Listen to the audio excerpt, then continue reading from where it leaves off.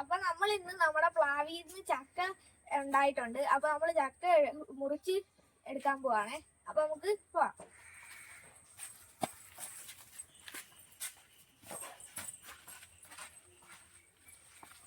നമ്മുടെ ചക്ക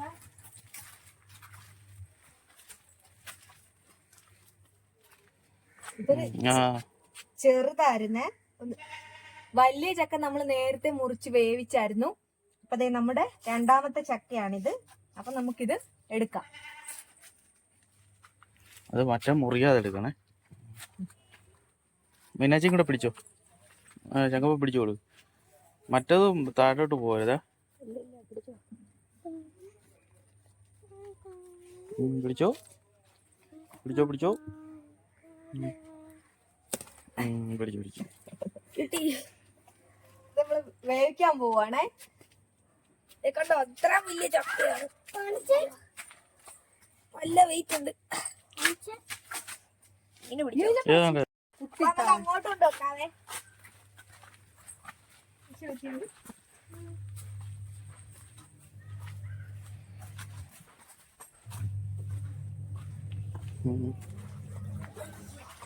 ഓക്കെ.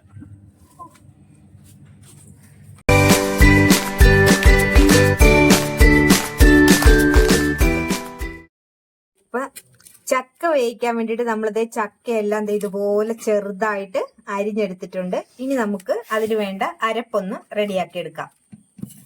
അതിന് വേണ്ടിയിട്ട് നമ്മള് ഒരു തേങ്ങ ഫുള്ള് ചിരകി എടുത്തിട്ടുണ്ട് ചെറുതായിട്ട്.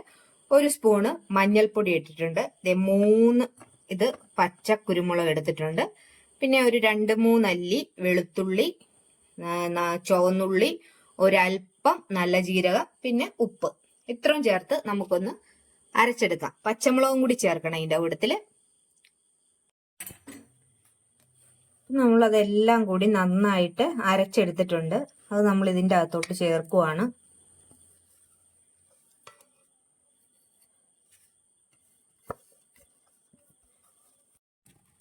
ഒരൽപ്പം വെള്ളം കൂടി ചേർത്ത് നമ്മളിത് ചെറിയ തീയിൽ വേവിക്കാൻ വെക്കുവാണ്.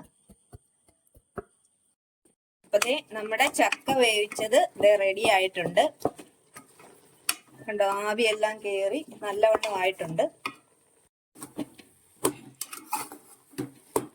നമ്മുടെ ചക്ക നല്ല അടിപൊളിയായിട്ട് വെന്തിട്ടുണ്ട്.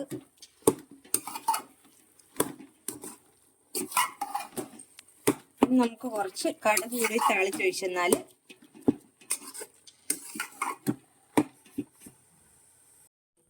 എണ്ണ ചൂടായിട്ടുണ്ട്. നമുക്ക് കടുക് ഇട്ട് കൊടുക്കാം.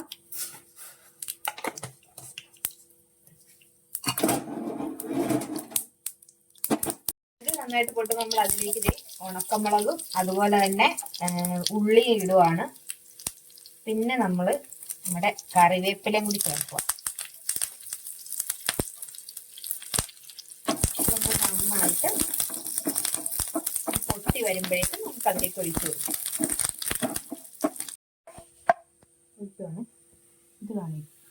ചക്കയിലേക്ക് ഈ കടുക് വറുത്തതും കൂടി ചേർത്ത് കൊടുക്കുവാണ്.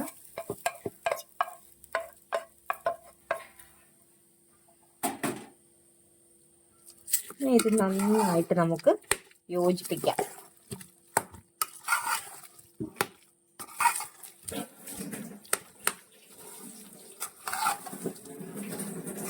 നമ്മുടെ ചക്ക റെഡി ആയിട്ടുണ്ട്. അപ്പൊ നമ്മുടെ സ്വന്തം ചക്കയാണ് ഇത്. കൂഴച്ചക്കയാണ് കേട്ടോ, വരിക്കയല്ല. അതാണ് ഇത് വേവിച്ചത്.